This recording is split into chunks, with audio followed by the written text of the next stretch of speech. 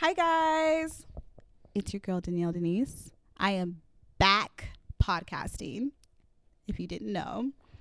So this is Girl What?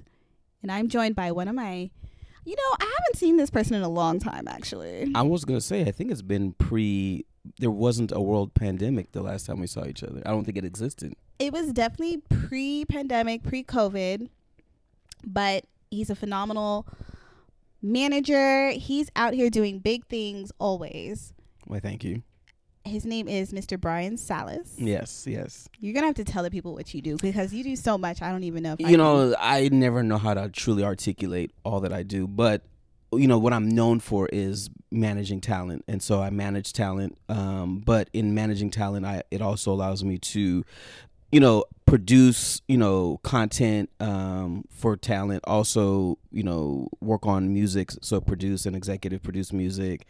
Mm-hmm. And I will consult with and for people and companies, as well as just genuinely help other people connect dots. I do a lot of dot connecting.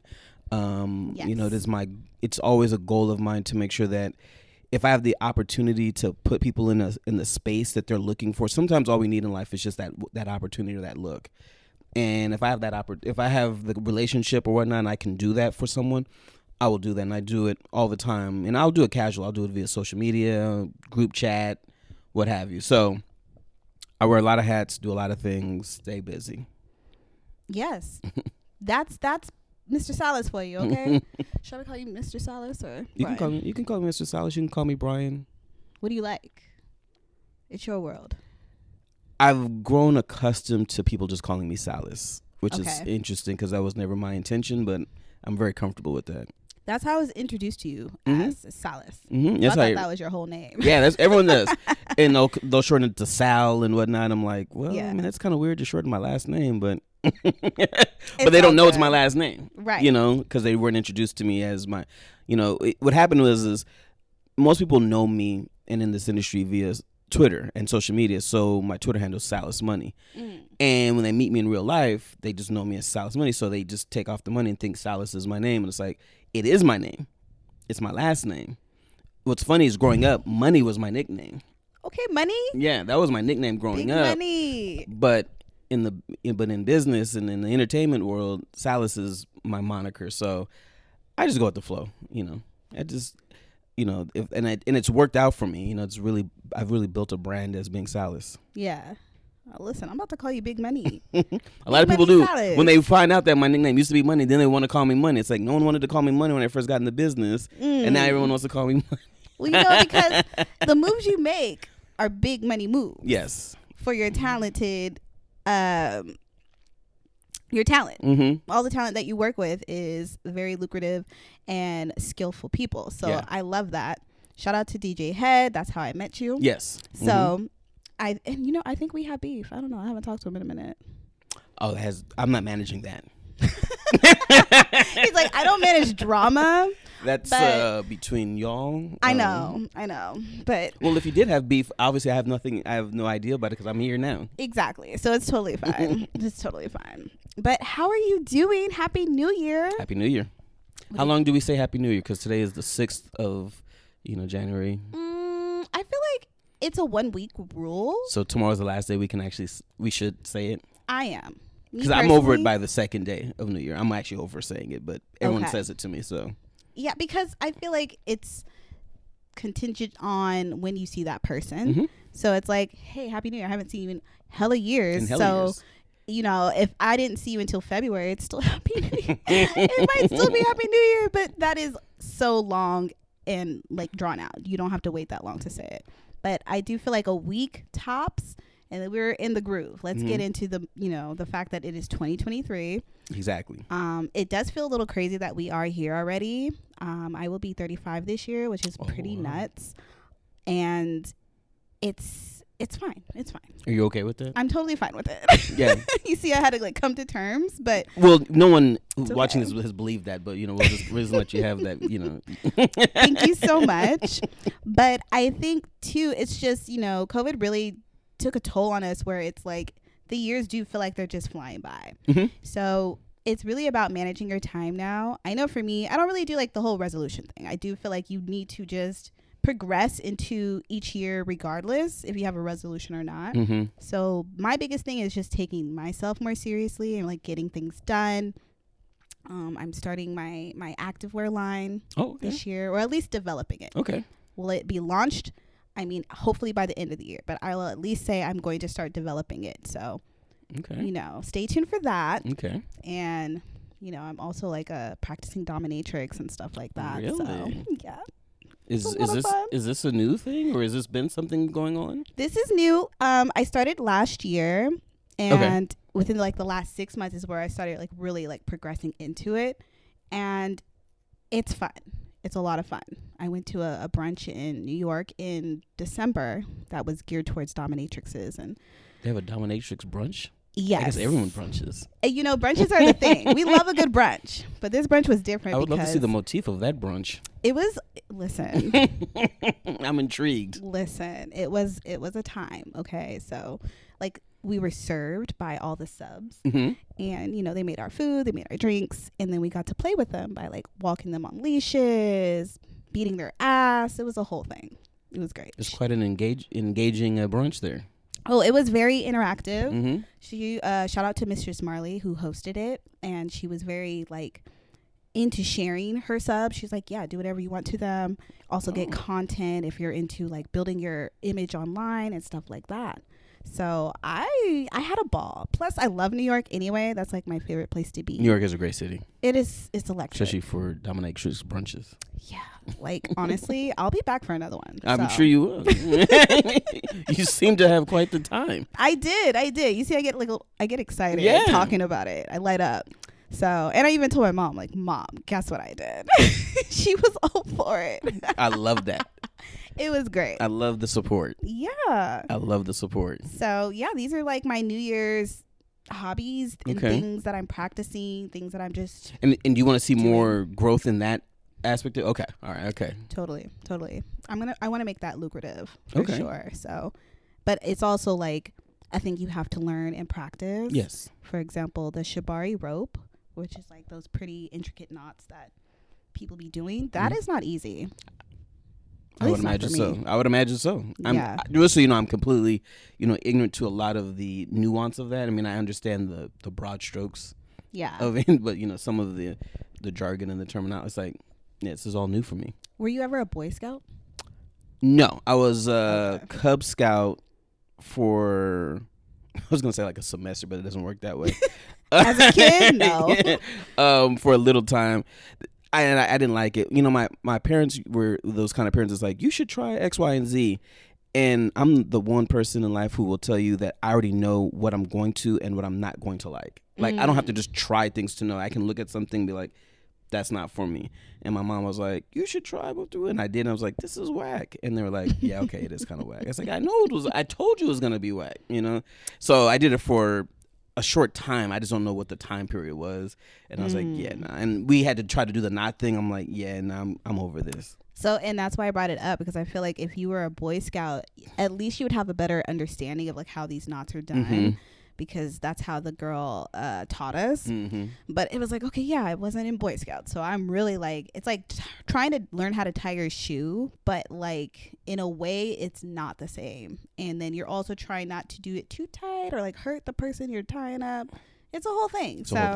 I got to go back. I have to take a couple more classes before I put that on like my list of things I'm able to do to people. Okay. But it's one of the 2023 hobbies. It's one of the you're working towards. 100%. Got you. So, stay tuned for that. I'm completely tuned in. I did not realize that was even on the menu there. So on the repertoire. Yeah. It's like, yes. Yeah, no, I'm very I'm in this period of like just trying anything and everything that I want to do. Yes. While I have the flexibility to do it, and I still work my 9 to 5. I still do like things responsibly. My bills are getting paid. Don't worry about that. But I want to do these other little How do you things. feel being so free? Or do you feel free? I mean, do you? It's free. Because it feels like you're free. It is. Okay. It is liberating every time I talk about it Mm-hmm. because like I'm not ashamed. You shouldn't be. Yeah, I really enjoy what I do. We need to bring that stuff from the darkness into the light. You know, we Yeah. need to, because there's nothing, you know, wrong with it when you have people who, you know, are consenting and want to express themselves in that way in a safe environment. That's a beautiful thing. I agree. You know, it's concerning. You know, the concerns come when we're hiding and there's things that are happening that we're not aware of, and you know, inappropriateness or whatever it may be. So no, we need to bring it out into the light and celebrate it and champion it. So Thanks, Money. well, I'm very well, you know, progressive, as they say, and sex positive. That's And good. when, you know, I have very open conversations, even with my own daughters, about things. It's like, Wow. oh yeah, I don't want them to feel like they can't talk to me about things, because you know, life is not easy and you need to feel supported. Like you can tell your mom, right? Yeah. I want my daughters to be able to come to me and say, you know, whatever it is, and I'll be like, oh, and have a real conversation. And I've told them things about, you know, when I was younger and my experiences that parents may not tell their teenage daughters. It's like, no, this is the. I remember I was watching last season's, not this past season of Atlanta, the season before, right? And I don't know if you watched the show, but the last episode. Wait, Atlanta, the Donald Glover show. Oh yeah. Okay. That was So- a good season, the last one. So not the finale, but the season before, where the finale was in like I think they were in Paris or whatever. That was a weird episode. And remember how the girl was talking about how she was there because She's peeing on somebody. Yeah. So my daughters happened to kind of walk in on that episode, and they didn't know what was they had missed something, so they missed the context.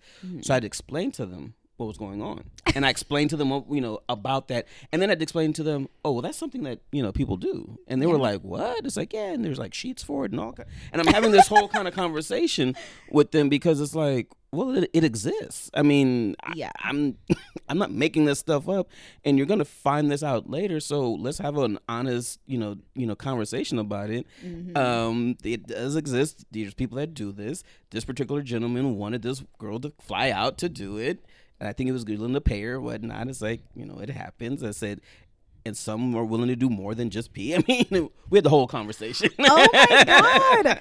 I love how thorough you got. That's beautiful. Oh yeah, no. I believe. Well, here's the thing, right? The internet exists, so they can go find and stumble upon anything. But I can also just give them, like, you know, anecdotal or context to certain things, and not just, you know, they're just finding it on the World Wide Web and things like that. So no, it's very important to me that, you know, I have very honest dialogue with my babies. That is beautiful. Honestly, best dad. Yeah, thank you. Best dad award going to you right now. I mean, to this, you know, at this point, my oldest daughter, who's been dating this year, she waited till she was 18 to start dating, and that was her decision, wow. not mine. That was completely her decision. And like on her 18th birthday, she's like, "I'm gonna go see this boy." All right, baby girl. I'm gonna go see this boy. Don't ask questions. And I don't, back. right? But the thing is what she did was she shares her location with me. That's good. That's safe. And so I don't care about the curfew or anything like that, because it's like, well, I know where you're at. And I told her, all I care about is if you ever need me, I can just come get you in life. Just in life. If you ever need me, I will. I'm pulling up. And so now we talk about these boys and all that. And she talks to me like I'm her homegirl. She really does. And we be talking. God. We really just be sitting and I'll be listening. I was like, yeah. And she's like, she'll tell me about what she's upset about or what the irritation. I said, well, you know, that's a guy. You know, boys are going to be like that. They're not going to express themselves. They're not going to communicate well. Sometimes they don't plan dates thoroughly, and they be like, let's hang out Thursday. And that's all the thought that they've given. That's all the thought they've given is, I want to see you on Thursday. Yeah. And so, you know, we have these conversations and whatnot, and she'll just sit and talk to me. And I love that she's comfortable enough to share that with me, because it's important that she feels like she can tell me anything. Oh, wow. Sallis, that's beautiful. Yeah. Well, it's something that a lot of people don't know. As you know, with all the things that I do professionally, people don't know that I'm like a real full-time single father of like daughters. Yeah. You know, we had them for full-time for 12 years now. So, 14 years now. Yeah, time has flown. You're doing a phenomenal job. Thank you. As someone who doesn't even know her real father, and then had a very estranged relationship with my stepdad, who had passed about 4 years ago now. It's like so refreshing to hear men who are dads that are so involved with their kids, especially daughters. We really do need our fathers in some way, shape, or form. So I think that's so beautiful to see. One of the things I really did when my children were younger was I really listened to adult women talk about their childhoods. That's real. And when you hear adult women talk about their childhoods and what they wish they would have had, and it's like, oh, yeah, start taking notes. Yeah. And making sure that my daughter's got what other women don't get. 100%. You know, I'm just being, and that's just being aware, you know. So, and I was just listening and paying attention. I'm like, okay. And so that's how I, you know, really parent is I just think about what other people wish they would have gotten when they were younger. Yeah. Bet. Yeah, you got to fill those voids. Bet. Because it does shape their adulthood. Well, the thing that we all struggle with everyday people is we're dealing with people and the byproducts of how they were raised. So if people were raised better, our interactions as adults would be better. That part. You know? Yeah. And so it's like if we just raise our children better, everyone else will have a much better experience in society. This is my basic thinking. Listen, Sallis is literally a philosopher, but it's just common sense too. It's like not even it is that profound, but it's also like so refreshing to hear it. And I think a lot of people need to hear it a lot more often until they get it. Till you get it. And then it's like, okay, it clicks. And then you move different, you behave different. But until then, a lot of us will just be lost souls. Yeah, you guys can all fight your generational curses and whatnot. I'm trying to make sure mine don't have any. There you go. Well, at least from me. I can't speak for their mama. That's a whole nother conversation. Well, right, because there's two parents, yes, so you can only do so much, but you're doing your part. I try every day. Yeah, you can at least say, I try. I do. I try every day. That's gorgeous. I love that. Love that for you, Silas. Let's get into something that I just had to deal with because it's not the most responsible thing. I was going to go on one of these group trips this summer to Bali. Ooh. Not cheap. Not cheap. These are very exotic too. Yeah, but looking at the itinerary versus like this other country that I wanted to go to, I was no longer feeling it. And so the website did say you can get your money back up to like 45 days before the trip. And this is like way more than 45 days. This trip isn't till June. But I canceled it. And not only do you lose $100 in just canceling it, you get a voucher for the rest of the money. So in total, I just lost $600. Well, I'm not happy. If you have to use your voucher. Yeah. So it's like, okay, I have to book this other trip. But then I got to commit to it now. I just hate that my money was just locked up into this travel company, though. It's the principle for me. Well, it's like when you return something to a store and they give you store credit and you want just money back. Yeah. Yeah. It's very that, but also it's just like you also said I could get my money back up to a certain point, but you didn't say it was going to turn into a voucher. Of course, that's the fine print. That's the fine print because they did give you your money back. Oh, my God. Tied up voucher into the company, right? And they were like, yeah, just read the terms and conditions again. And I'm like, okay, but this was so far down in those terms and conditions, and that just reminds me, like, you really do have to read. You have to read everything. In fact, when I updated my laptop, it said you should read these terms and conditions, and I still just clicked, no one reads those. Yeah, we all agree. Because what am I gonna do? What if I say no? Are you gonna lock up my computer? You know what I mean? Exactly. No, you're going to say yes. And you're not the first person to have canceled a trip and be stuck with a voucher and whatnot. And they're hoping you'll never use that voucher. So make it a point to use that voucher. I have to. I have to. Because if not, they just pocketed your $600. My money. And that's not okay. That money could have gone to a bill or anything else. So maybe I'll go to Thailand. That was the other trip that they had available. So. Yeah. Thailand is beautiful. You should have went to, well, I've seen pictures. Oh. I love that. You had me a believer. I'm like, well, tell me more. What'd you do? There's like, Okay, let's get back into what I did have because I want to talk about one of my favorite shows, White Lotus. Yes. You watched I did watch season 2, yes. Did you watch season 1? Yes, and I felt like I watched season 1 late for when it came out. Watched it, binged it in a couple of days. Was like, what I find interesting with the show is I like it. So I'm a fan of the show, whatnot. Great show. And I think it's it's a comedic show, but not every episode is ha ha ha funny, No. but it's so interesting, and you're so, you're pulled in, and there might be a scene that's funny and whatnot, but it's like, okay, but what's going to go on in the next one?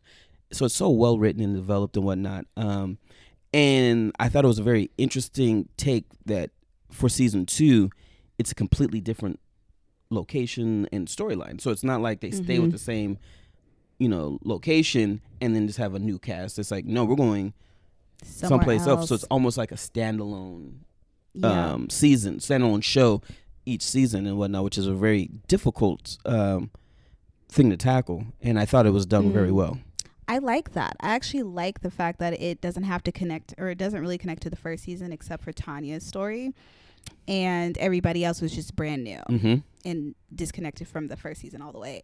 But I did like the fact that I think the connection here is the resorts. Yes. The resorts are still like the hub for all of these wild, deranged people.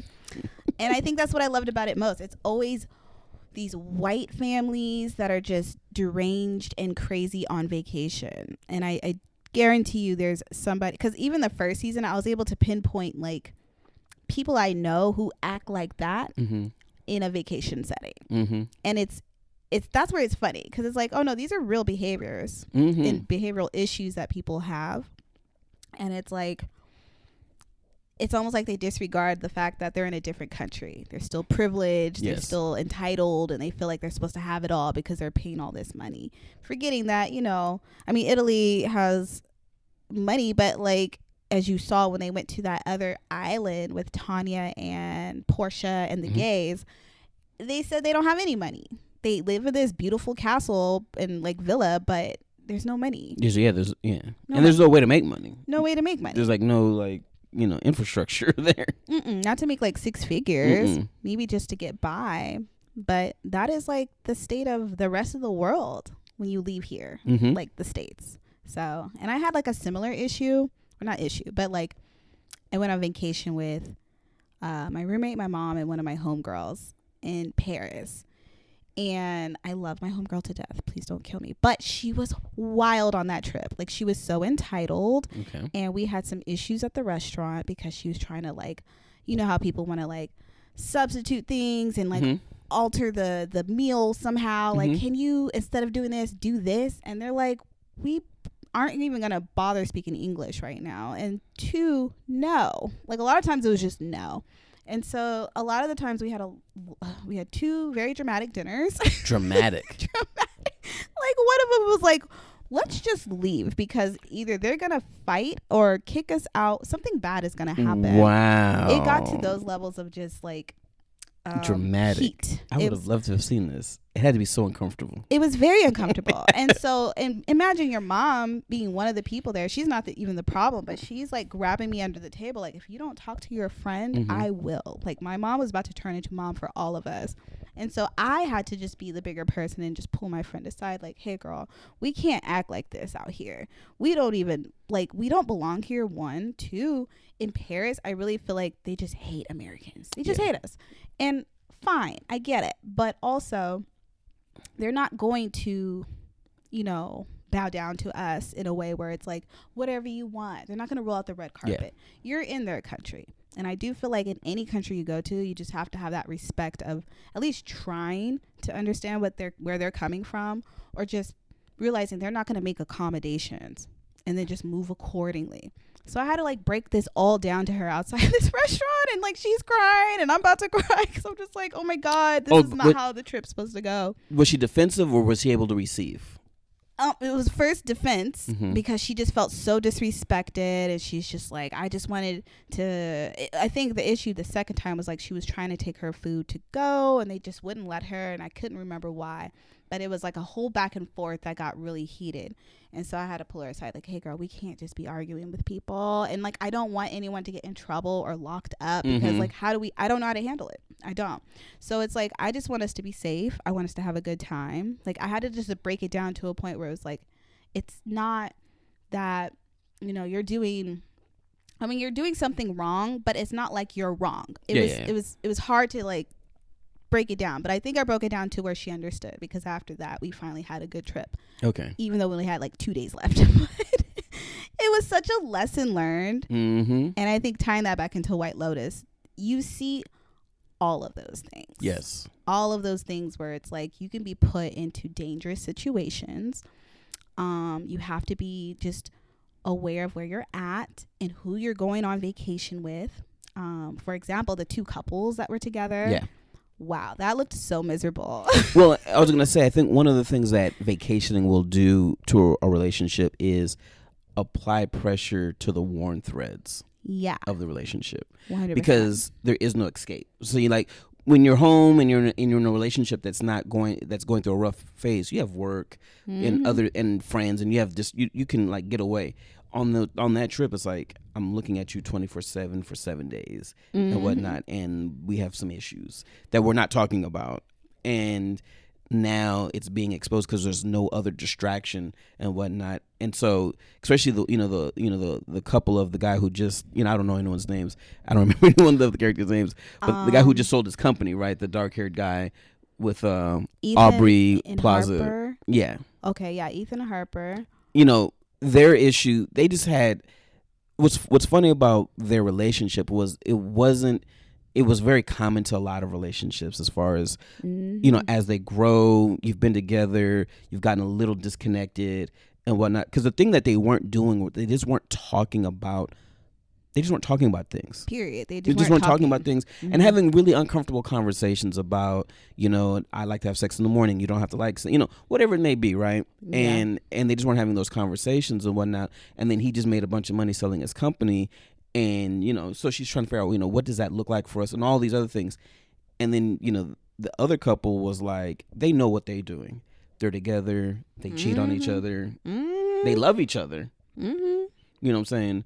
But at the same time, it's the wife knows what it is. The guy knows the husband knows what it is. You know what I'm saying? Man. And they keep it very like basic. You know what I'm saying? I'm not saying that it's good, but they seem to be okay with that. Yes. They seem to be okay with that. Well, I'll just say the wife she has it down. She has it down. The husband, I don't know. I think his name is Cameron. I think the part that like shocked me a little bit was the fact that I realized that the kids probably aren't his. Oh, I missed that.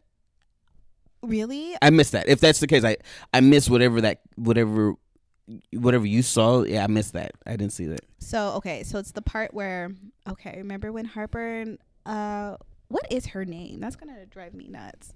Let me look up the cast real quick so I can get some context. I never remember characters' names from anything that I watch. I just be watching it. I feel you. And then I just move on. I mean, I remember everything. I just don't remember like who just the characters. I remember the actors, like their governments. Yeah, like I can remember the government name, Megan Faye. What was her character? Well, Megan. We'll just call her Megan. But yeah, so Megan and Aubrey. That's their real names. So the part where I think it was the day where Aubrey was like fed up, and she got like super drunk from the wine tasting that they went on, and then they went to dinner, and then it was just the girls at the end of it. Megan's character was like basically insinuating like, I have this trainer, he makes me laugh, it's a good time, and I see him when Cameron's not around. And then she was like, here, take a look. And then the photo was of the kids. And Aubrey was like, well, these are your kids. And she's like, oops. And then doesn't say anything. It just takes the phone back. Fast forward to the very last episode where Megan's on the phone with the kids, like, oh, we're coming back tomorrow, blah, blah, blah, blah. And she's like, Cameron. Like you saw her, like you hear her yelling, and you just see Cameron just really rigorously flossing his teeth, like he was like irritated of hearing her voice. And I think it was because he probably knows those aren't his kids.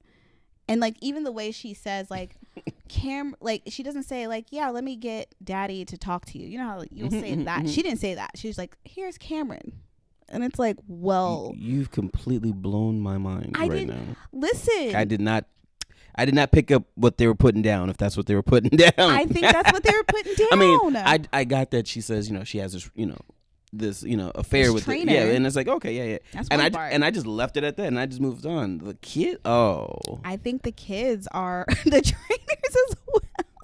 But you can just see like she plays a game. It's very psychological because she knows Cameron is very powerful, but also like he can't deal with like being abandoned in a way. Yes. I think she said that in an episode. So she does those little things where it's like, I'm just gonna go take off and stay in this whole other city for a night, and you're just gonna have to deal with it.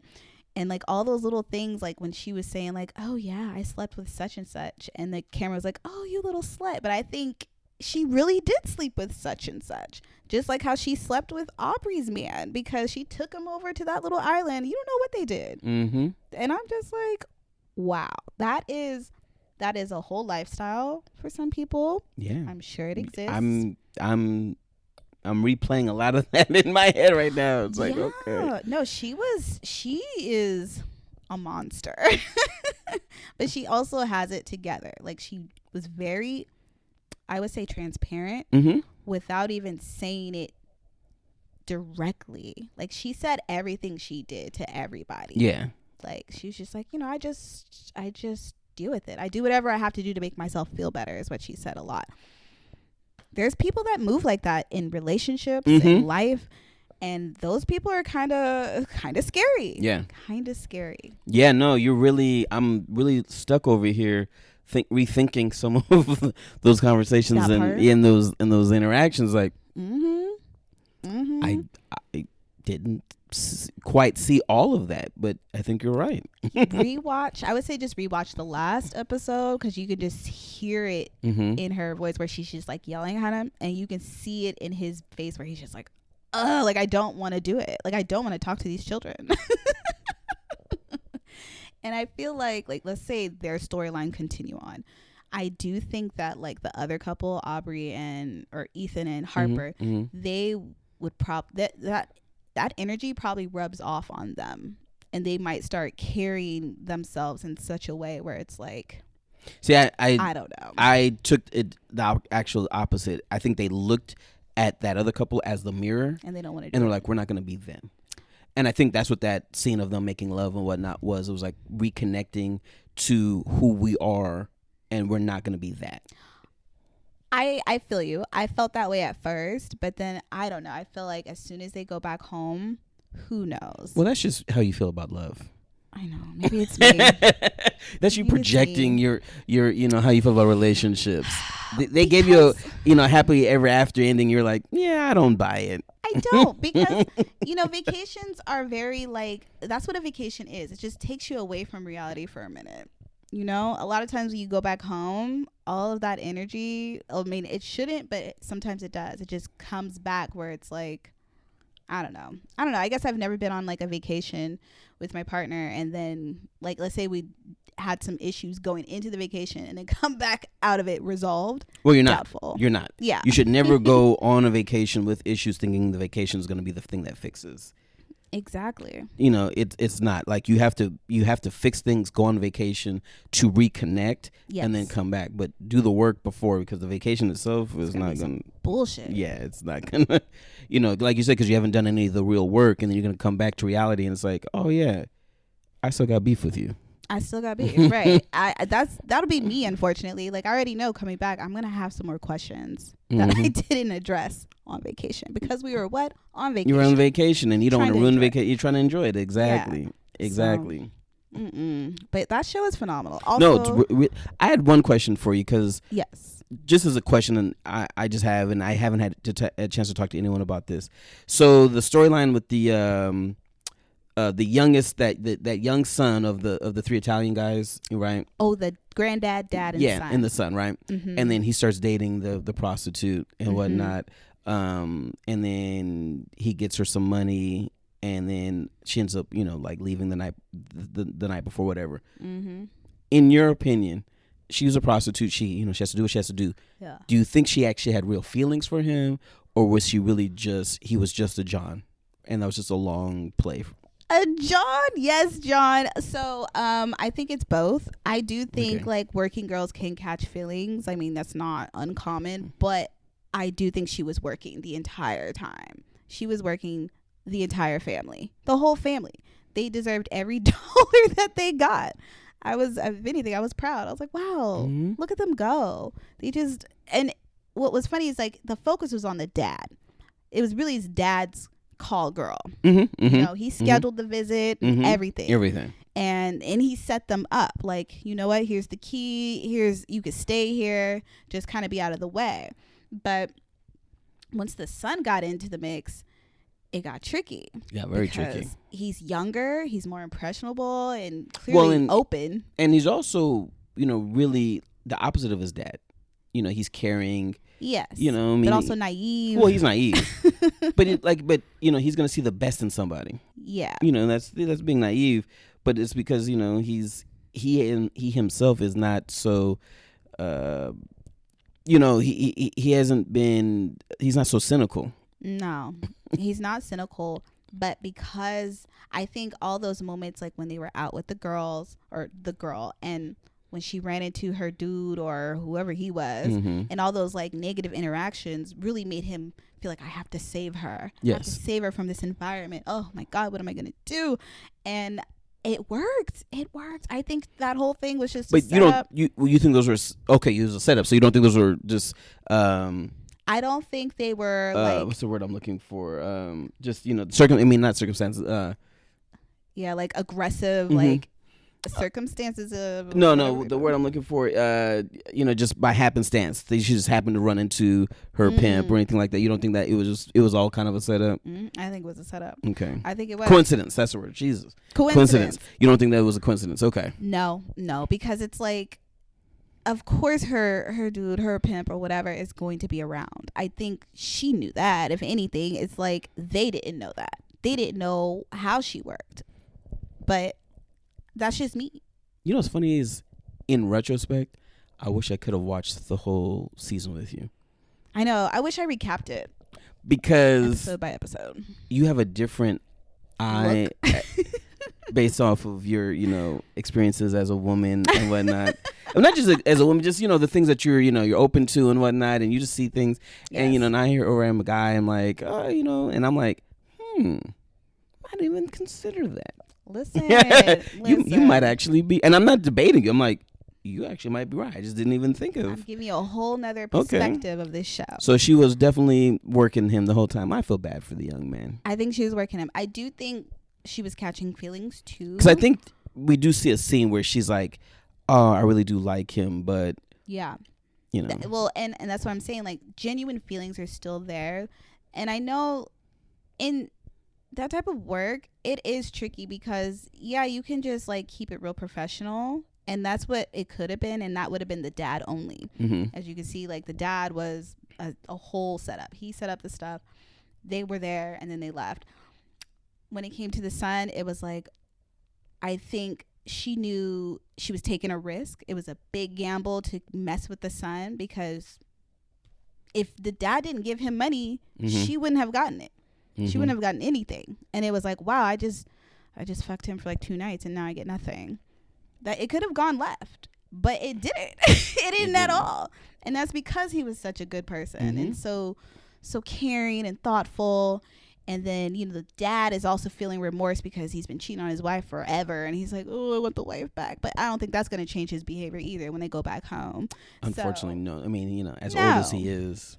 No, he's not going to change. And even the granddad, like he's the problem. It starts with him. It literally is a lineage of the same guy. And you saw at the very end, like when they're leaving the airport and there's a cute girl that walked by, they all look because they don't know any better. But here's the thing. They all look, but I think they're looking at them for different reasons. You think so? 100%. 100%. Whoa. 100%. What is the reason if it's not like, oh, she's beautiful? Well, it's not that.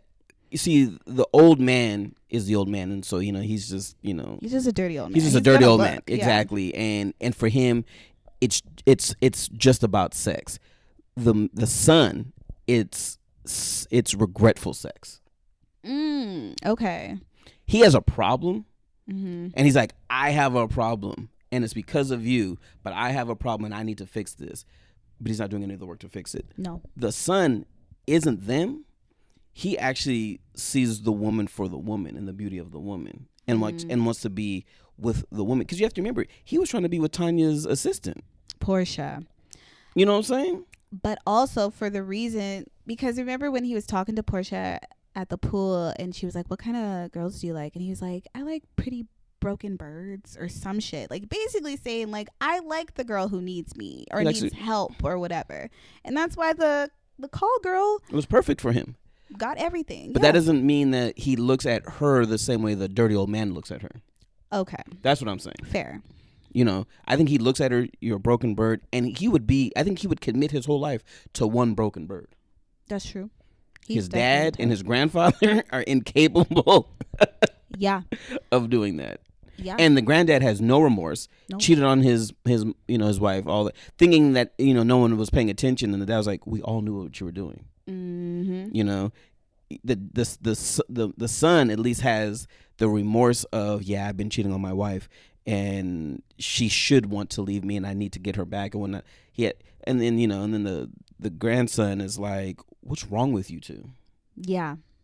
So they're trending better as there's more of them, but no, it was definitely a very interesting storyline, and I was wondering just how did the prostitute, did she really like have feelings? Was she working? And you were just saying it's a little bit of both. It's a little bit of both, but she won.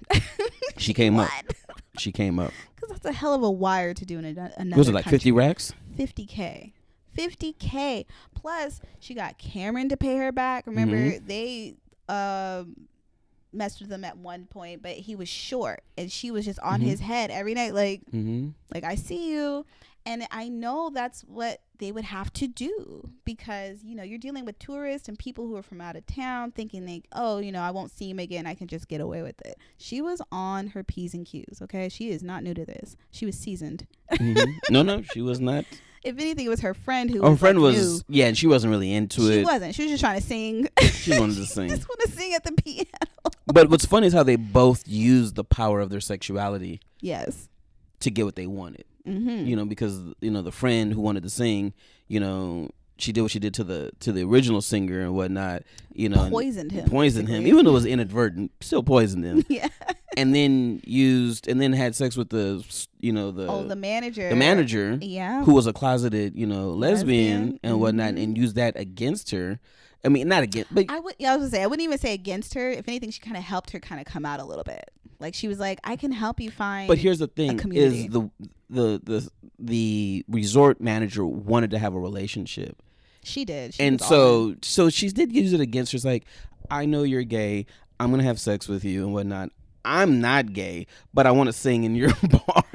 But I like the communication. She was very clear. She was clear. It still hurt the other woman's feelings. It's like, you see, her feelings were hurt every second because she liked that other girl too, who didn't even like her at all. So who was secretly like engaged or something like that to one of the other employees, and it's like, okay, girl, like you're gonna have to stop falling in love so fast. God, what a show! What a show! I definitely layered. And very interested to see if they bring back a season 3 and how they do that. The first 2 seasons are so good. It's got to be a whole new. I wouldn't be mad if they brought back Tanya somehow because I feel like she went out sad. I mean, she went out with a bang, but also it's just like, damn, she had to fall off the boat. There were stairs on the back of that boat. She could have went down. I know she wasn't in her right mind. It was so typically her to like, why make this harder than it needs to be? Yeah. Why? Why? You literally just killed everybody on the boat. And why are you making this so hard to like escape? You did. Like no one's alive. You don't have to rush anything. No. But I can understand the panic too. Because, it's like, damn, I just killed everybody. Somebody did jump off the boat and lived. So it's like, okay, this might not end well. But I mean, I kind of laughed, but I was also like, damn, this is how she goes? Because I really thought it was going to be Cameron. I thought someone else was going to go. Yeah, I thought it was going to be Cameron. And I think that's the couple that they bring back. Probably. I'm not mad at that either. They're a crazy couple. I don't want to see Portia again. She was actually irking my nerves quite a bit because she was just so naive and like she was all in with this boy. Let me tell you something. I want to tell you something as a guy, as a genuinely nice guy and whatnot. I'm glad things happened to Portia the way they happened to her. I felt like she deserved that because there was a genuinely nice guy who was showing interest. His problem was he was boring. He was boring. Girls don't like the boring nice guy. They like a guy with a little, pizzazz. Wait, the grandson? Mm-hmm. Oh, okay. The grandson, yes, you're right. Because he was boring. He was too nice. He was too eager. And she wanted the... Mm-hmm. She wanted and the other guy boy. showed, who's the bad boy. He's, had that bad boy energy and whatnot. Mm-hmm. And then come to find out, he's having sex with the uncle. My God. To pay his... I mean, and that's not his uncle. That's just the thing that they're saying because that's how he pays... That's how he affords to, exist and whatnot. He has to pay that off. So he fucks him, every however often and whatnot, and doesn't have any money, so he has to dine and dash and that right. All of that was so much, and it was like, and I'm glad she experienced that. I'm gonna be honest with you. Karma. That's all it was. It was karma. Because I think that happens with women. A nice young man presents themselves, and you guys are like, he's boring. Yeah, I guess he's a good friend. All right, he's a good friend. All right, have him come hang shelves in your apartment or whatnot. Whoa, Sallis, you're really loud right now. Sheesh. And I like that. I was like, yeah, fuck her. Portia was irritating though. I mean, you're not wrong. She was like so disinterested with the grandson, and she's just like, he's not trying anything. She wanted him to just like take her and stuff, and he didn't do it because he's not that type. He's just not that type. But then it was just like, I mean, even in another country, I mean, I've had my fair share of just like having fun, but it was also like I knew when to come back, and I wouldn't want to be gone that long in another area away from my I guess she was an assistant, so that wasn't even like her mom or a relative. And then it just got so weird and she was just so calm, and I was just like, girl, where are your spidey senses? They should be kicking in right now. They weren't. She's just like, oh, where's my phone? Oh, like it was just like so aloof and she irritating. did not want to accept what was right in front of her. It's like, this is a problem. This is a red flag. This is a red flag. Blaring, just a siren. And you are looking at the red flag, and you're trying to decipher the color. But is it crimson red? Is it? It's red. Like that was the thing, is that she wouldn't look at it. It's like, that's a red flag. Right. She wasn't, and then she survives after all that by the grace of the guy's good heart, I guess. I don't know. But, yeah, shout out to her. And then her and the grandson reuniting and exchanging numbers, which I took that as like, just in case cops come for me, because I don't know what she thought Tanya was at, because she's like, she's not here, but I don't know her whereabouts. I too would probably exchange numbers. I don't think we would have talked for real, but at least I'd have, just in case. Well, I think from a suspect from the show's perspective, right, just being as like obvious, I think it was like, oh, you were really nice to me, I left that, I didn't accept that, went this other direction, that was a disaster, so what were you talking about again? I think she's willing to kind of like come back, because she had such a bad experience that I think she's now willing to. That's true too. That's true too. I guess it could reignite a flame. And I think she lives in like San Francisco, he lives in LA, like, so. Oh, I didn't realize the logistics. I think there was some logistics there that could work, if I remember. Yeah, so that's how I kind of took it. Imagine the next season it's them two on a trip. Oh my God. That's gonna be really on their honeymoon. Ooh, they're married. Mm-hmm. I don't know if they'd get that far, but it would be. Oh, they'd make that bad decision. Yes. I'm here for season 3. I hope it comes sooner than later, because the show is phenomenal.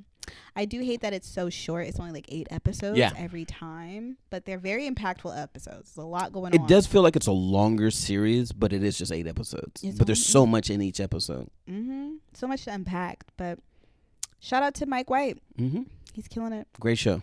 Let's get into you. Okay. Let's get into some health and wealth. So Mr. Sallis here has had cancer. Yes. And this wasn't too long ago. This was basically 2020. 2020. At the top of it, or? So what happened? Usually, I'm saying I'm laughing. Is late 2019. Mm-hmm. I was experiencing some very severe abdominal pains.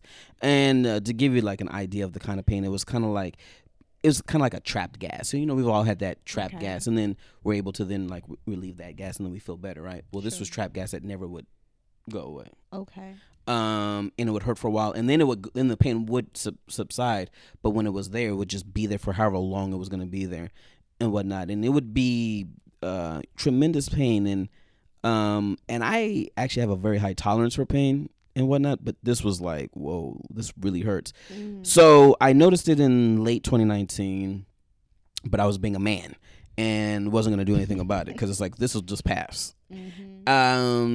Come January 2020, I'm like, yo, this is not passing. I probably should do something.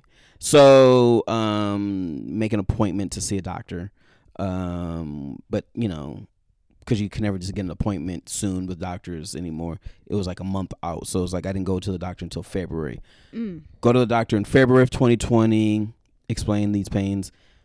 They're like, ooh, I don't know what it could be. It could be this, it could be that. There were some things that they wanted me to do to check certain things, like, if I was anemic or anything like that. And I was a man, and I didn't do any of that stuff. I just was... Naturally. Just waiting until the last minute. Yeah. And so I'm not doing anything and whatnot. We go as a world into quarantine March of that year, right? So for March, April, I'm home like everybody else, still experiencing these pains and whatnot, but thinking nothing of it. We're also, we're dealing with COVID and all these other things. What's the world gonna be? When can I get back to work? It's all these things you're thinking about. A lot was happening. Yeah. We come out of that fake quarantine. We come out in like Mayish, where we're like, because remember the weather was so good, and we're like, we're good. We're trying to be back outside. Yeah, you're right. But we were a little early. So early May 2020, I go to the studio. And I'm not feeling great, but I hadn't eaten all day, so I stopped, got myself something to eat, got like a burger or something. Going to the studio, and in the particular studio, they had just repainted all of the common lounge areas, right? They didn't tell us, and so it's really strong and fumey and whatnot. So we're like, oh, we're not gonna be able to work. The fumes are too much. I'm not feeling good. So me and the people that were gonna be in the studio, we went into the parking lot just to kind of like. We didn't know what we were going to do, but we were just kind of hanging out, talking shit and whatnot. And I ate my food, and I was feeling lightheaded. I'm thinking, I felt like, I was thirsty or something. And then next, I faint. Face plant right into the ground. Bam. Oh, wow. I've never fainted before. And let me tell you, that feeling, it was that in-between feeling you're in, it was like the best I've ever felt in my life. I was like so weightless. I had no worries, because I was like, on like the other end. Yeah. But I just felt amazing, and they were like, they're all panicking. I'm like, nah, I'm good. I mean, obviously I wasn't. Right. I was like, nah, I'm good. Just leave me like here. A euphoric feeling. Because it was so euphoric. I was like, oh my God, finally, like peace, right? So they revived me and whatnot, and everyone's is tripping and whatnot. I was like, no, I'm good. And they're like, no, you should go to the hospital. I was like, I just fainted. I'm dehydrated. I just give me some water. So I was in North Hollywood, and I live in Long Beach, so no one wanted me to drive home. I said, I'll be good. I didn't know why everyone was tripping. I stayed, a little longer, and then I drove myself home. I think I casually mentioned it to my family. It's like, oh yeah, I fainted. They're like, Not good. Not good. So a couple weeks passed, and I'm like, yeah, I probably should go to the doctor. I haven't been to the doctor since, I think, before quarantine or whatever. So I go to the doctor late May, and they every time I would go in, they would take blood and run a blood test before the doctor would come in. So I had a session with one of my producers lined up after that. So I'm sitting in there, the doctor comes in, and I want to get back to trying to figure out what's going on with my stomach and whatnot, try to troubleshoot it. Yeah. And the first thing she says is, you need to leave here right now, go to the hospital and get a blood transfusion. You are so anemic, you're on the verge of a heart attack. Oh my God. I'm like, nah, I feel fine. You're being dramatic. And I'm thinking, it was like a Thursday, right? And I'm thinking, shoot, all right, something else I got to do. It's like, all right, I'll go this weekend, and you're like, all right, I'll because I'm gonna go to this session. Like, anyone who knows me knows that I have a tremendous work ethic. Yeah, I work through everything, and so I'm like, all right. So I'm in my mind, I'm thinking, I'll go this weekend and get a blood transfusion, and like it's just I'll put it on the calendar. Yeah, literally. I'll get to it. And what ended up happening is I'm sitting there, right, and I'm thinking about that, and she's trying to impress upon me the importance of the situation. Yeah. It's like, you're tripping, right? And I remember having a thought, and it was the most sobering thought I've ever had. And it was a thought of, if I'm wrong, my daughters are going to grow up without me. And I thought, that's nothing but ego. Mm-hmm. Go to the hospital. And that's literally what it was. It was the thought of my children not having me because my ego was too big to just take care of myself. Sure. And so I went to the hospital, and sure enough, I needed to get some blood. So while I was in the hospital waiting, they ran a CT scan and did a few other things and realized, there's a chance that this could be cancer. I was like, ooh. Wow. Let's hope it's not. So they're like, well, let's get a colonoscopy. Let's not. Let's hope that. Yeah. So it's like, well, let's schedule it for a colonoscopy. So I had the colonoscopy in June of that year, and they were like, yeah, this is probably cancer. So I remember the day the doctor who gave me the colonoscopy called me. It was July 1st, and the reason why I remember it so vividly is, during COVID, right? Remember, every month when we would start that month, there would be these memes like, okay, May, don't act up like April, or, what I'm saying? Or don't be like, in July. I remember waking up and seeing that July meme, and then like an hour later, I get a call about, I have cancer. It's like, so July is just going to just be worse than everything else, right? So they're like, yeah, you're going to have cancer, so you have to, go see an oncologist and all that. So fast forward, I end up seeing an oncologist. Yeah, you have colon cancer. What stage? They didn't tell me. Oh. But there felt like, based on the test and the scan, that it was like surgery would take care of it. Okay. So I had surgery mid-August. And the surgery took a little longer because it ended up being stage 3. Okay. So it was larger than they thought. So it took them longer to remove it and whatnot. And the idea was that I wouldn't need to do chemo. The concern was because it was so big that I might have some microscopic cells left. Let's do 12 rounds of chemo just to take care of those, so that I would truly be good going forward. So September of that year, 2020, I started my chemo journey. That was like 6 months, which took me through to March of 2020, early March of 2021. And then had another CT scan, and they were like, you look good. Cancer looks like it's gone. You're cancer free and whatnot. So that was kind of like my time period. So like, let's say October 2019 to March 2021 is when I was really like dealing with it. Wow. And see, that's crazy because that's the whole time I haven't seen you. And so I didn't see until last year or so when you started talking about it. And no one knew. No one knew. I didn't tell. You kept it on the low. I kept it on the low. I didn't tell anybody. And the reason why I didn't tell anybody was, one, I was given a tremendous prognosis. They were like, you look like you're going to be good just with surgery. Whoop de whoop. So I'm like, okay. So I wasn't given a prognosis of, that I needed to have fear. Yeah. The other thing too is, when you tell people things in life, you give them the opportunity to then respond. So if you tell someone, I've been diagnosed with cancer, the first thing is they're gonna have fear for your life. It's gonna be a lot of worrying, and it's like, all right. And I don't need that energy. Right. I need to focus and lock in on my health. I need to focus and lock in.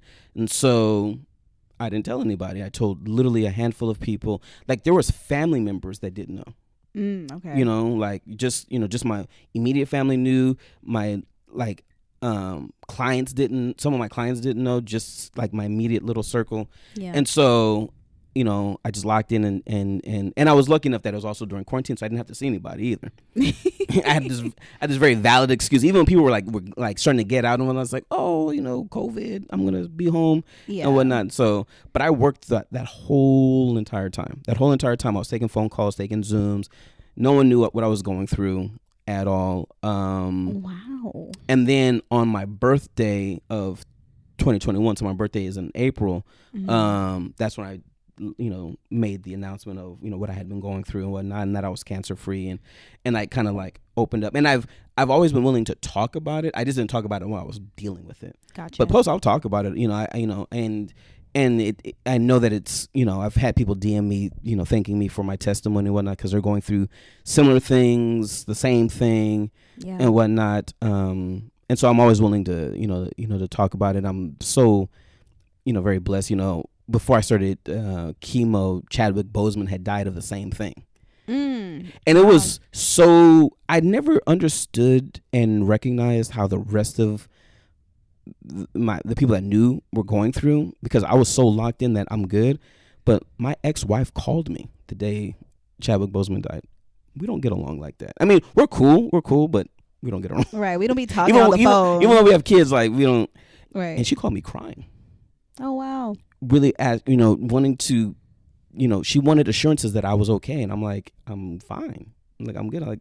I was trying to figure out, why are you calling me? You know, like, but I was like, no, I'm good. You know, I just got to go do the chemo thing and whatnot. And so, you know, in looking back, I didn't allow myself, probably for the better, to understand what everyone else was going through. You know what I'm saying? Because that way I could just focus. Even when I talked to my mom about it, she's still very distraught over what I went through. And I'm thinking, really? You saw me the whole time and I'm good. But she's like, but you're my child. And it's like, yeah, you're right. Like, I don't think of that. And you're an only child. I'm an only child. So that is a big deal for mom. And we're very close. You know, you have to understand, my mom had me when she was 17. Okay. So like we're like very, very close. Yeah.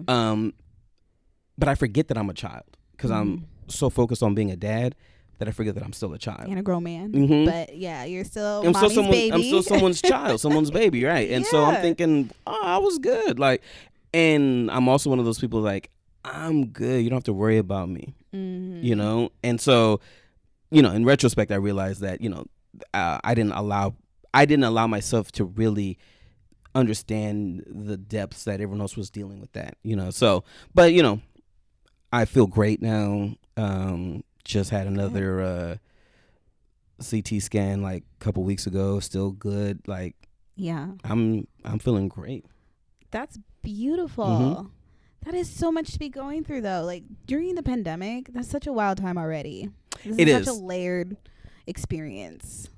And, you know, it's crazy as this is going to sound, I'm glad it happened then.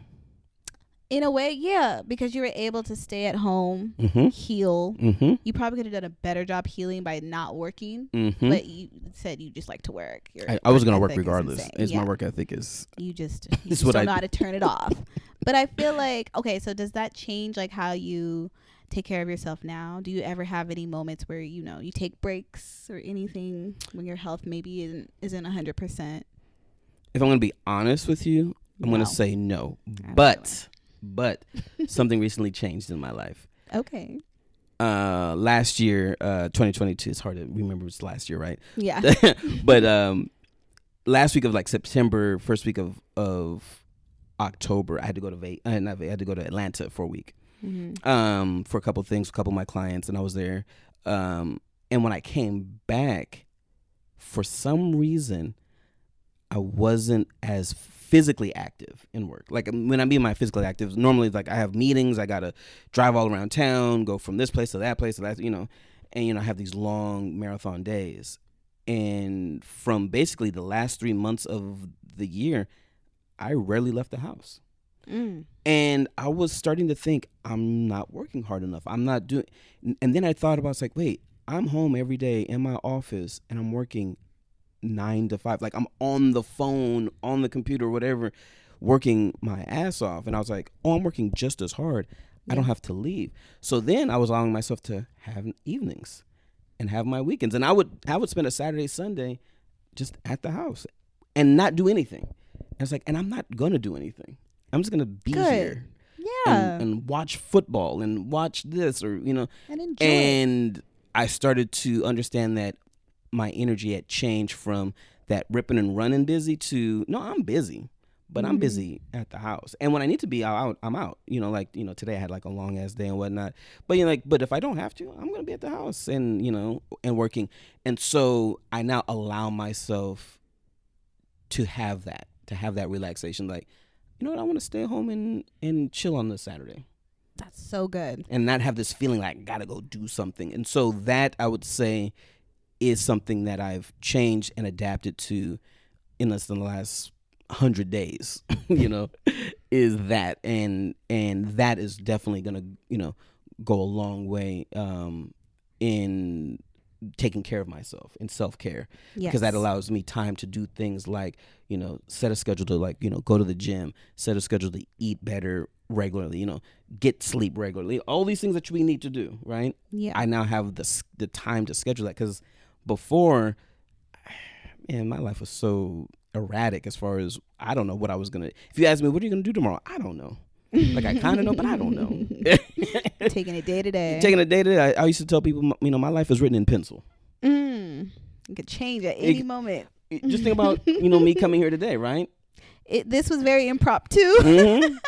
We had talked about it earlier in the week. I was like, oh, I'm good on Friday. Then I hit you yesterday. I'm not good on Friday. Then I hit you at 3:00. I'm kind of good. And I was like, okay, I'll take it. That was my life prior to. Today Yeah. It was like a microcosm of my life. You know what I'm saying? Yeah. Now I just have very few days like this. So I would say that'd be the biggest thing that I've allowed myself to grow into post-cancer is self-care, and it's okay to relax.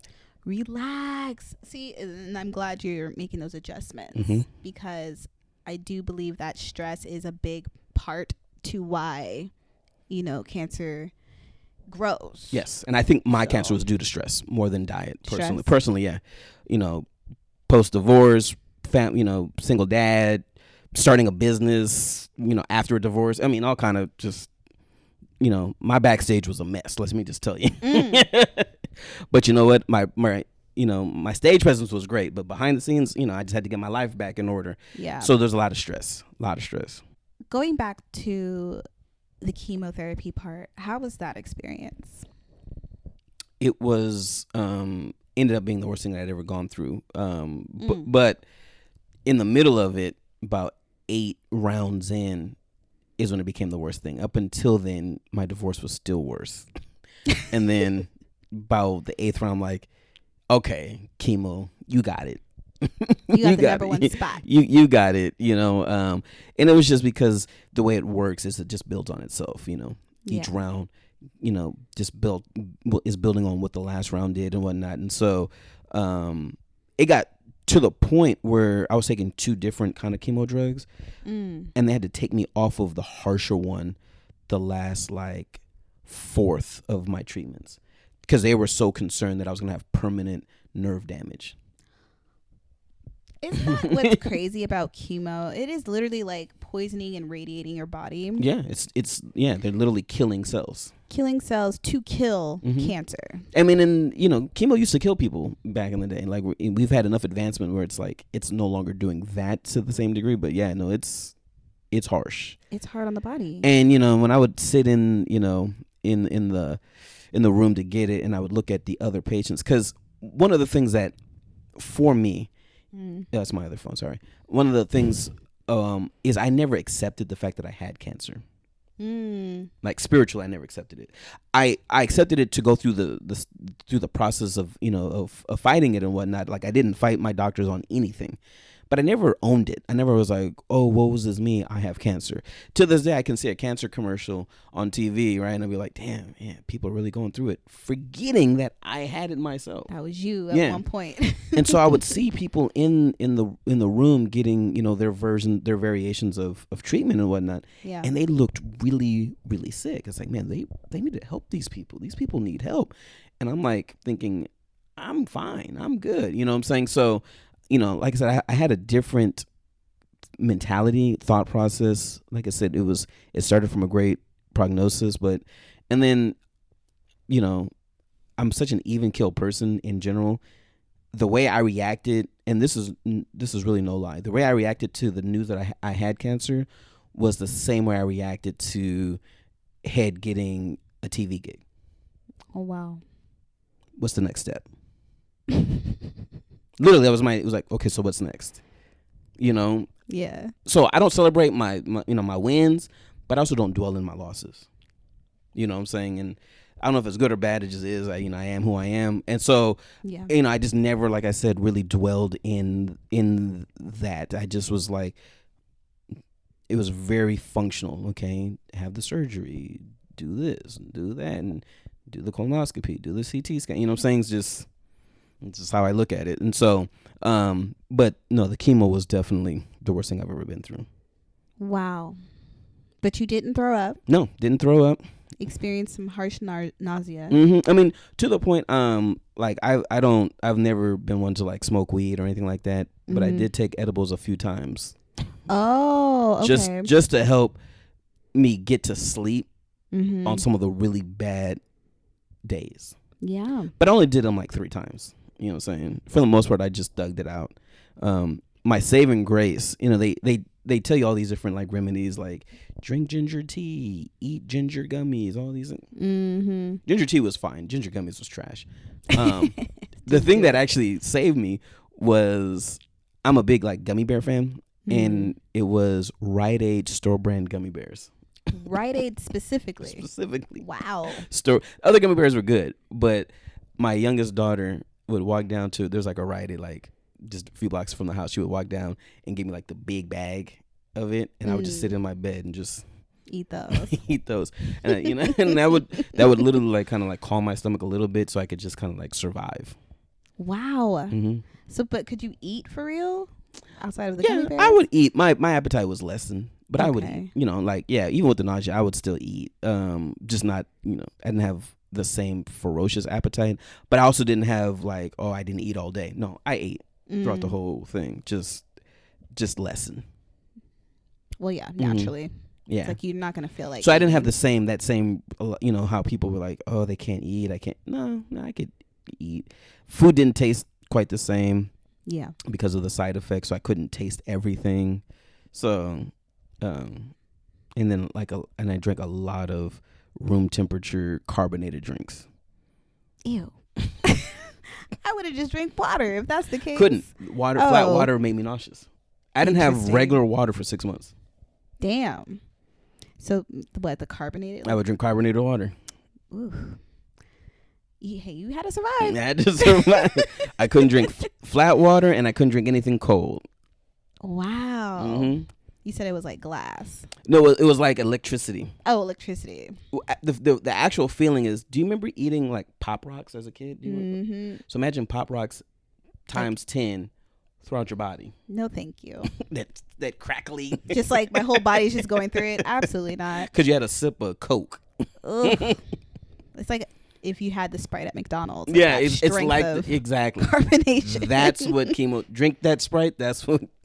That's the side effect. That's what it was like drinking water for you. Oh no. Oh no, it was unbelievable. Wow. And I would forget certain like side effects, and my mom would remind me. It's like, well, you remember like how dark your skin got? Oh, I forgot about that. Okay. Your skin changed a little bit. Oh, yeah, and my hands. So you see how like my hands look normal? Imagine those looking like they'd look gray. Like gray, and they'd be peeling. Oh, wow. Yeah, the skin was, it was, because rough. The body's trying to get, chemo is a poison, and the body's trying to get rid of it, right? Yeah. So it's all these different ways. So your skin peeling, your eyes running, your nose running, trying to get this toxin out of you and whatnot. Like my eyes, it looked like I was watching, sad romantic movies or something like that, because my eyes would just water all day, and I was just constantly crying. And I'm like, I'm not crying. Like against your will. Yeah, it's just involuntary tears. Just tears flowing from my eyes and whatnot. So yeah, those are just kind of like the things, and I forget sometimes, and then I'm like reminded, it's like, oh yeah, that did happen. Wow. But I'm very like I said, I'm very blessed. I'm very grateful. I had the experience that I had. I know other people have much worse, harsher experiences. Many don't make it. Many don't live. I mean, Yeah. And as the Aries in me wants to like talk shit and be like, I beat cancer and I whooped its ass. I don't say that because so many people lose people, and out of respect, I try to be very mindful of. I'm very blessed that I won. You know, saying because, you know, there's people who, you know, someone lost someone today, you know, due to cancer. So, Sure. you know, I try to be very mindful of that. But you know, I'm very, like I said, aware, like I was dealt a very good hand. And well, when people say they beat cancer, to me that's kind of tricky because can't it come back? It can come back. It can come back. A remission period. Mm-hmm. It can come back. You're just, you know, hoping it just I'm stays hoping there. exactly. So that's why, I mean, I get the term, but I also like it. You know, when someone says they beat it, I know people who had it again, especially with breast cancer. That's a common one, but very common. Colon cancer, I would say, is the next biggest one that I know people who've had, especially in their older grandparents and stuff. And that's the thing, you're not old. No, you're not old at all. So it's like, wow, if it really is stress induced, and maybe coupled with, you know, health and other aspects, and maybe is cancer hereditary in your family or no. Wow. No. So no. You just never know. Never know. You never know. I that's why I believe it was like stress and me just putting the stress in the pit of my, like spiritual in the pit of my stomach in a sense, right? That's real. I've taken a stress class and I really believe it was due to stress, and I'm me just stuffing it and stuffing it and stuffing it, and I was stuffing it here, and it manifested in my colon and whatnot. Damn. Mm-hmm. So this is like a TMI, but is your digestive system okay now or okay? Which I was like, did stuff change? To further explain that, so where the tumor was, there's a valve in your colon that separates the fluid from the solid in a sense. Okay. There's like a valve. Well, my tumor was on that valve, so they had to take that valve out. Okay. So I don't have that valve anymore. But what's interesting is the colon's like, we'll just figure it out, and just figured it out, and it's just working just fine. Great. And the doctor says like, oh yeah, you'll be fine. I'm like, well, it seems like if I had the valve, I would need the valve. You know? He's like, nah. He says it'll self correct. It's like how we have an appendix and you don't really need it, and it can burst. And I will say this though, in addition to the TMI, the first 5 days after the surgery, I didn't know if I was going to be back to normal. Let's just say that. I mean, it was rough. It was rough. I can only imagine. Think of like food poisoning without being sick. You know what I'm saying? Yeah, it was rough. And then it just fixed this. And then one day it's like, oh yeah, no, we got it. And this fixed itself. I'm like, oh, I'm back to normal. Like nothing happened. Wow. You know, the body is a beautiful thing. Body's amazing. It's crazy how it can fix itself, but the fact that cancer exists, it can deplete everything. Your energy, your resources that you make for yourself, it can all go away real quick. But I'm happy you're here. Thank you. I'm happy to be here. Yeah, I'm grateful that everything worked out. I'm glad you're realizing self-care and its importance. Yes, in my big age, I realize how important it is. It's like, yeah, we do need to. I still haven't taken a vacation in forever, but we'll get to there. And if you have to work your way up to a vacation, fine. But R&R is real. Rest and relaxation. Take those moments where you are at home doing nothing. It's okay to do that. It is. So, like, not even doing household stuff, just literally doing nothing, just chilling. Sitting there doing nothing. Doing nothing. It's a beautiful thing. That was my New Year's. I wasn't doing much at all. Well, that's my New Year's every year. I don't ever. Oh, well then, so Yeah. So, okay, as far as your checkups now, I'm assuming you have to go to your doctor's appointments. Yeah, it's like quarterly though. Oh, it's only quarterly. Okay, well that's good. As long as you're going. Oh yeah. No, I'm going. That definitely changes. And we're literally talking about nothing. Got you know what I'm saying? Like, it's like there's nothing different. There's nothing. We just go chit chat for 10 minutes and I leave. And that's how you want it to be. You don't want it to take anything longer because it's like, okay, what's wrong? I'm happy that it's that, and and then however often I have to do whatever they ask me to do, I do that. Yeah. And then just keep it pushing. Go give blood once a quarter to, so they can run that. So, Oh, you're doing your blood work. Yeah, I do my blood okay. work quarterly. I thought you were like giving blood to a blood. No. That's beautiful. My tests that they have to have to run all those panels. Yeah. And so I don't. I'm a good patient. Mm-hmm. When you can get me to be a patient. That sounds so hard-headed. Yeah, I'm not gonna debate you. I mean, I don't know. It's just the thing is I can just deal with so much that I think, oh, this is. I'll get to this. I'll get to that. Yeah.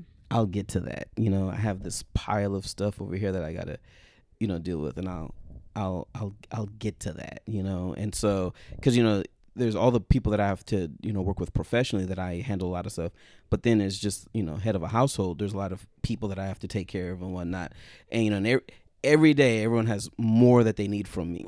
Yeah. More that they need from me, and I'm like, all right, okay, I'll get to you. So the person that's last at the end of all of that is always me, and so that's why it's like, okay, I'll get to that, but I'm better at that now. I'm yes, better. I would hope so. You have to prioritize you in order to even give yourself to all the other people and things. Yeah. So. Yeah. No, I'm much better. I am much better. Okay. And I see the benefit of the medical profession. And yes, and then going to the doctor, guys, it's really men that don't want to go, and I need y'all to like really acknowledge whatever hurts, even if it's a little thing, and just go make the appointment. Like you said, it takes like a month, especially now. It took 3 months for me to go see a dermatologist, which was so insane. Yeah, no, you can't get appointments. You can't anymore. Good luck. So I feel like just don't play with your health and really prioritize like your moments to decompress. We're all very busy people. If you're anything like Sallis and you're working non-stop, then you really should just take those moments of just not doing anything or going away, taking a trip, whatever you want to do, whatever feels good, really. Exactly. You have to acknowledge those moments. So, and let me also throw out there that for men and women, but especially men, younger men, don't be afraid or have a phobia of the colonoscopy. Does not challenge your manhood in any way. And the worst part of it, let me tell you, is not the procedure. That's nothing, because you're knocked out, aren't you? Or or if you're not completely knocked out, they give you like this twilight where you're like heavily sedated. Okay. So you're like awake, but you don't really feel anything, and you feel like you're asleep and whatnot. Yeah. The worst part is the preparation for it that day before. Yes. That is terrible. Liquid. Yeah. So like cleaning yourself out, that's the worst part. But yeah, get your colonoscopy, and don't let them tell you to wait till 50. Black people, not black men, black people should go probably even before 40. I heard 35 you can start. So I would suggest doing it. It's not a fun process, but it's like 2 days, and then you have all that peace of mind. And if they catch something early, you have so much better chance of overcoming it. 100%. Stop playing about your health. That's it. Stop playing. So you might have to get something stuck up in there. It's all right. But you're asleep. But bitch. You're sleepy-ish. Right. You're not going to really remember it. It's totally fine. Were you sore? No, you don't feel anything. Perfect. See? No, it's literally no recovery. No, there's really no issue, because like I said, you wake up and you don't even realize that you even had a procedure. Yeah. I would say, getting the IV is the worst part than the actual procedure. An IV? In your hand or in your just because they're never really sometimes good at finding the vein. Yeah, I have the small vein problem. So I have big veins and they struggle. And it's like, it's right there. It's right there. What are we doing? Or if you're having a tough day that day and they go through your hand. Going through the hand is the worst. Have you ever had them go through your hand? No, but that sounds like, because it's just that's not fun. The hand. Anyway, that's going to be worse than the actual procedure. Let me just say. So get the procedure. Make sure your insurance covers it. And if a doctor's going to tell you it's not needed, they're probably not a black doctor. And you say, you know what? No harm in scheduling one. Yeah. Or getting a second opinion. see multiple yeah, doctors. After 35, around 40, definitely go get that first one. For peace of mind Yes. purposes. If you care about yourself and your family and your future, do these things. Okay? Wow, Silas. That was very informative. I didn't think we were going to like have such a great podcast. This was great. We talked about everything. Oh, that's my kettle. Sorry. I thought you were one of those black people who don't change your fire alarm. Imagine. No, it's good. No, I told you I can talk about anything. I'm an open book. It's it's whatever you want to discuss. I can literally, talk about anything and everything is on the table, with me. So, I didn't think you were gonna actually, pull my card and have me, pull up, but here I am, and I'm glad you enjoyed this conversation. And I'm thankful that you pulled up. You're amazing, and you're a man of your word. I am. You said you were gonna come. You're like, we're gonna figure this out, and I'm like, okay, whenever you're free. It's very important in my life that I do honor my word. That's all we have in life is our word and our reputation, right? And one of the reasons why I'm so well admired and liked and whatnot is because I have done so much for people very quietly and been reliable. If they asked me for something, I did it. If they mentioned they needed something, I took care of it. So yes, and I'm always humbled that anyone wants to have a conversation with me. I think my life is very, mundane and routine, and people are like, no, I want to talk to you. I'm like, oh, all right, I don't know what you want to talk about, because I don't think it's that great, but everyone else thinks it's something worth talking about. I will always feel honored and humbled by that. So thank you for having me on. Thanks, Silas.